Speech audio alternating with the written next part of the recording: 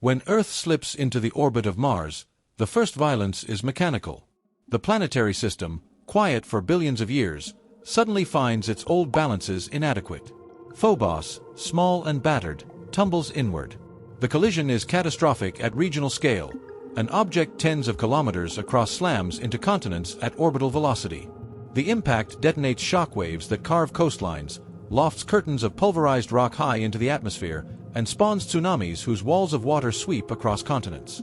Fires ignite across entire regions where ejecta rains back to the surface. The sky fills with ash and vapor.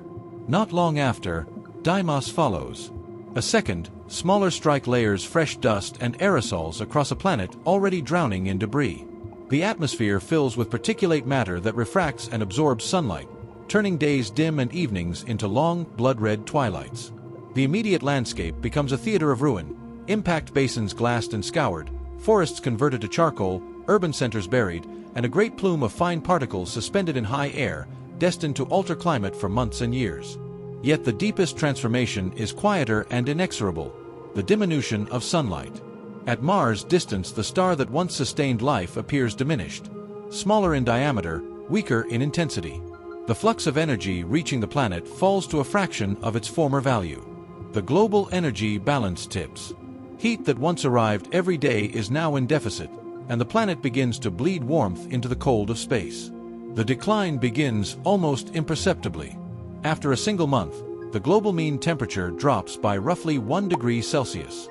This decrement, small in number, signifies the opening move of a cascade.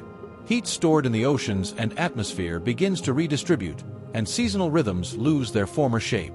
After 5 months, the temperature tumbles further. What had been a temperate global mean of roughly 7.5 degrees moves down toward 2 degrees. Weather patterns slow and broaden, large-scale circulation weakens, storms lose intensity or shift latitude as the engine that fed them falters. By the 8th month, the planet crosses a threshold. The global mean reaches 0 degrees Celsius. Rivers begin to freeze at their margins, lakes form resilient ice skins, lowland snowfall that once melted in spring starts to persist. Agricultural calendars collapse as frost returns to regions that had expected warmth. The biological clock of crops, insects, and migratory species ruptures. Yields plummet, food systems strain, and societal logistics strain under the weight of failing harvests. At 11 months, the mean descends to -4 degrees.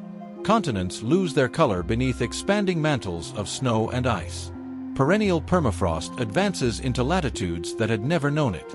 Inland waterways that once carried commerce and life begin to lock with ice. Infrastructure fails, pipes burst, electrical grids strain, transport corridors choke. Human settlements shift toward centralization, toward sheltering, toward loss. By 16 months, the world's mean temperature reaches roughly -17 degrees. Glaciers, once constrained to polar realms and mountain ranges, surge outward. Sea ice thickens, and while open ocean remains along some belts, the productive face of the seas is diminished. Heat pumps that once modulated coastal climates falter. The atmospheric circulation organizes into a planet marked by vast, slow-moving polar systems and stagnant mid-latitude fronts. The face of Earth, from orbit, grows pale and unrecognizable, a planet where blue retreats into icy white. The physics behind this rapid descent is straightforward and ruthless. Radiation from the star decreases with the square of distance. Moving to a greater orbital radius reduces available sunlight significantly. Planetary temperature scales with the fourth root of received flux, but oceans, vast thermal reservoirs, mediate change. They release heat slowly, but inexorably. They are patient buffers that postpone collapse only to make its eventual arrival more pronounced. As ice and snow expand, planetary albedo rises. More sunlight is reflected back to space, amplifying cooling in a positive feedback loop. Clouds, aerosols, and shifted circulation patterns conspire to reduce net insolation further, while vegetation die-off and soil changes alter surface properties in ways that favor continued cooling. The system, once nudged, finds new attractors, colder, icier equilibria that gather momentum. Human response unfolds in rough stages. Immediate emergency reaction concentrates on survival.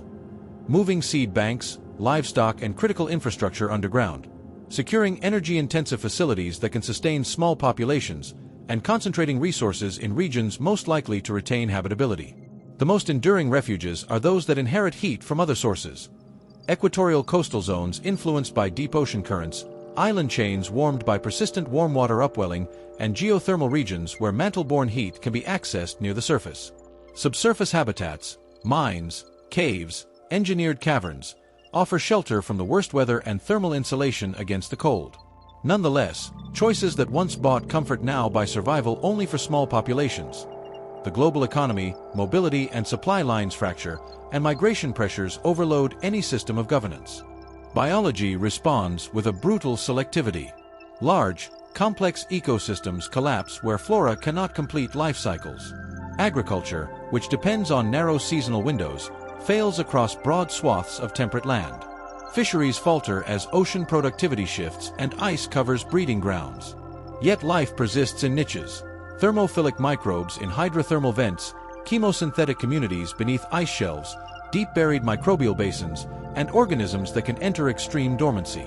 Some extremophile lineages find opportunities to expand. Microbial mats, sub-ice ecosystems, and geothermal pools become refuges of continuity. In the deep time perspective, life endures, but the tapestry of biodiversity is shredded and rearranged.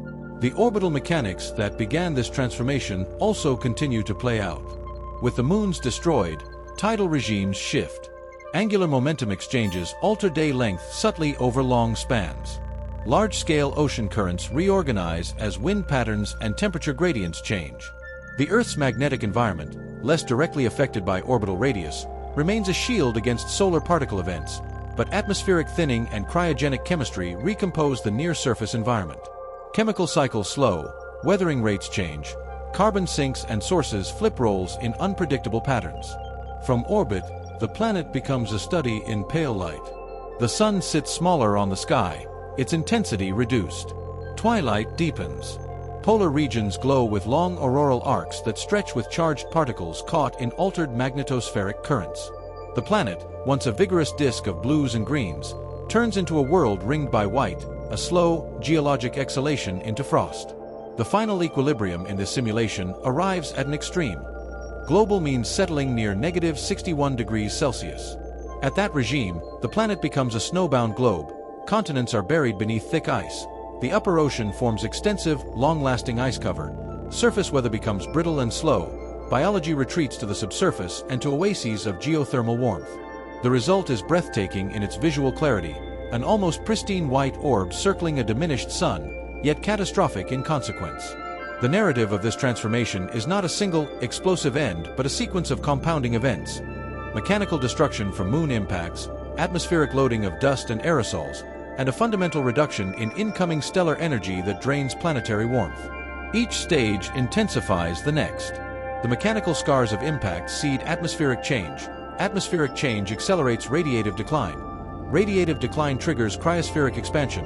Cryospheric expansion produces reflective feedbacks and locks the planet onto a new cold path.